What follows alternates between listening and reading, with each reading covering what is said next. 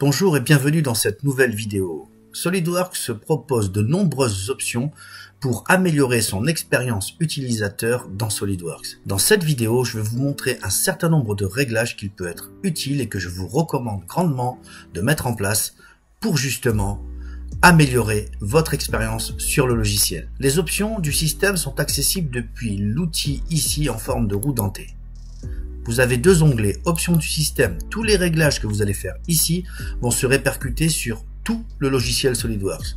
Contrairement à cet onglet ici, propriété du document, où tous les réglages que vous allez effectuer vont s'appliquer uniquement sur le fichier ouvert et en cours d'utilisation. Nous travaillons actuellement avec toutes les options par défaut. Alors, allons voir les différentes options qu'il peut être utile de changer et modifier.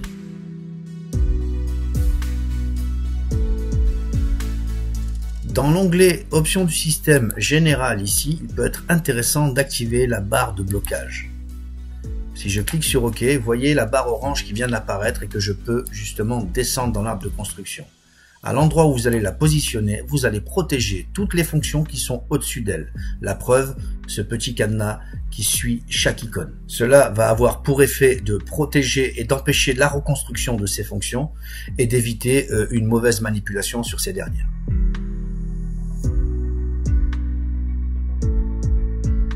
Lors de la création d'une mise en plan, vous pouvez activer cette option ici dans l'onglet mise en plan, afficher la boîte de dialogue fond de plan lors de l'ajout d'une nouvelle feuille.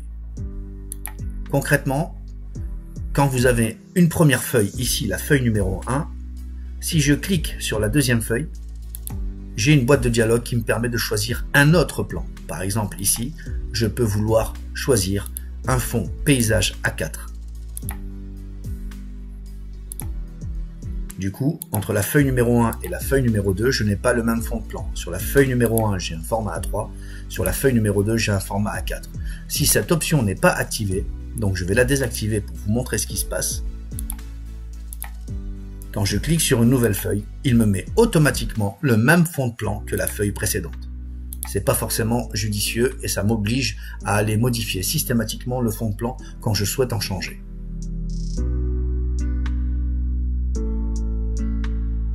Quand on travaille avec des vues de détail ou des sections, il peut être utile d'activer une option intéressante ici dans Mise en plan. Réutiliser les lettres des vues auxiliaires de détail et en coupe supprimée. En effet, si par exemple je supprime cette vue de détail A, la vue de détail D, la vue de détail C, je n'ai plus aucune vue de détail. Si j'en rajoute une, par exemple ici, et que je la positionne là, vous voyez, il l'a appelé E. J'aurais peut-être voulu redémarrer à la lettre A. Donc, dans ce cas, ce qui peut être intéressant, c'est justement d'activer cette option dans Mise en plan, réutiliser les lettres des vues auxiliaires. Je clique sur OK. Si je supprime cette vue de détail et que je remets une vue de détail, regardez cette fois, on a bien la lettre A qui est utilisée ici, donc il reprend au départ. Évidemment, on peut modifier manuellement la lettre de la vue de détail, mais cette option vous permettra de gagner du temps.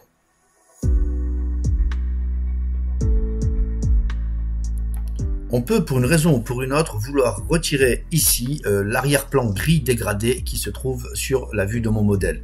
Par exemple, si je veux faire une capture d'écran pour insérer une image de mon modèle dans un autre logiciel comme Word ou un fichier PDF. Ça peut aussi améliorer clairement le contraste quand vous observez votre modèle 3D. Pour cela, rien de plus simple.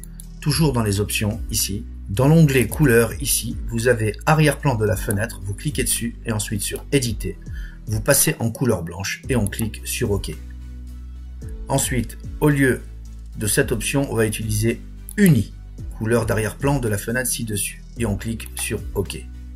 Voilà, maintenant notre fond est parfaitement blanc uni.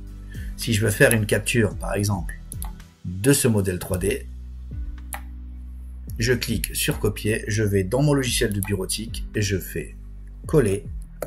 Voilà une image avec un fond parfaitement blanc qu'il n'est pas la peine de retoucher, avec un visuel de bien meilleure qualité.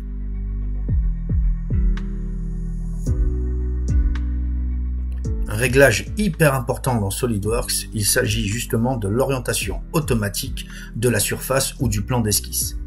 Donc dans les réglages ici, dans esquisse, rotation automatique de la vue. Il faut absolument cocher cela. L'avantage est quand vous sélectionnez une surface et que vous ouvrez une esquisse, le modèle est automatiquement orienté face à vous.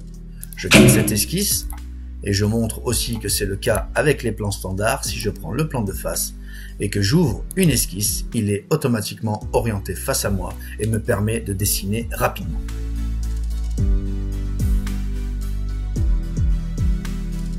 Quand vous représentez des esquisses dans SolidWorks, il faut absolument, toujours dans la mesure du possible, totalement contraindre vos esquisses. SolidWorks vous donne la possibilité de vous rappeler que votre esquisse n'est pas totalement contrainte.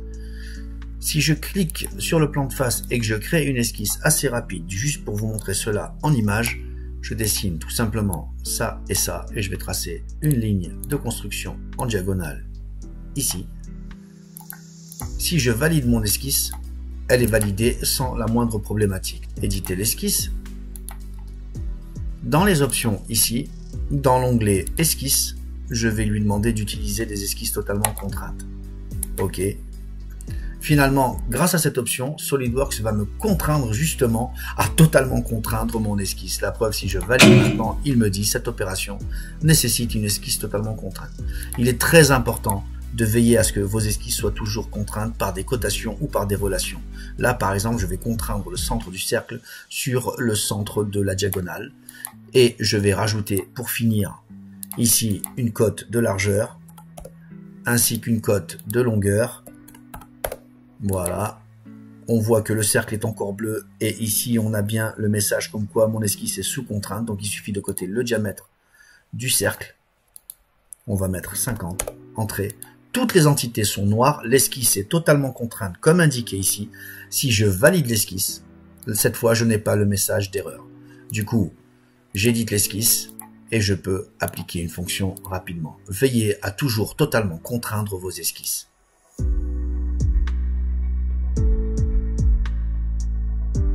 Quand vous créez un composant à l'intérieur d'un assemblage existant, il peut être intéressant et même très judicieux de demander à SolidWorks de l'enregistrer directement en tant que nouveau composant externe.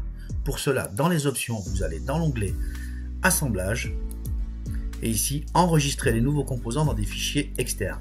On clique sur OK. Du coup, maintenant, si je fais Nouvelle pièce, le logiciel me demande automatiquement où je veux enregistrer ce composant. Je clique sur Enregistrer, je choisis la surface d'esquisse et je peux immédiatement, par exemple ici, sélectionner ça et commencer la conception de mon nouveau composant. Je convertis les entités, je prends cette entité, je la convertis également et je peux passer directement à une fonction de bossage extrudé et je valide. Cette pièce est maintenant physiquement existante dans le dossier d'assemblage de mon système sous le nom pièce 7.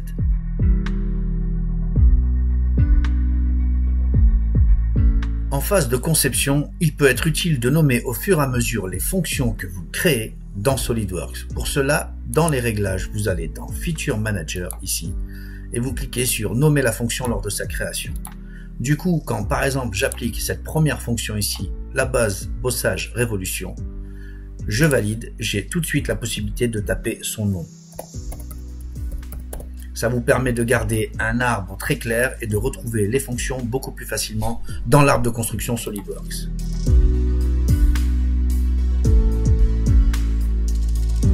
L'interface de SolidWorks peut être vraiment personnalisée à votre guise. Je peux par exemple ici en personnaliser, ajouter des raccourcis à la barre d'outils rapide, enlever ici des onglets ou en rajouter, ajouter des compléments ou en retirer, personnaliser les mouvements de la souris, rajouter des raccourcis clavier, bref, une tonne de réglages sont possibles.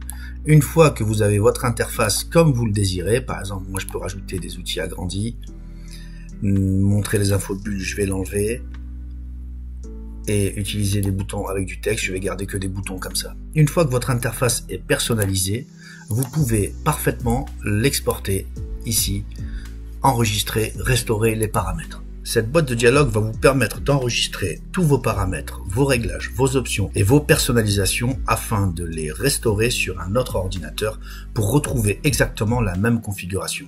Si je clique sur enregistrer les paramètres, suivant, je clique sur parcourir pour lui donner l'endroit où je veux enregistrer cette sauvegarde, je clique sur enregistrer.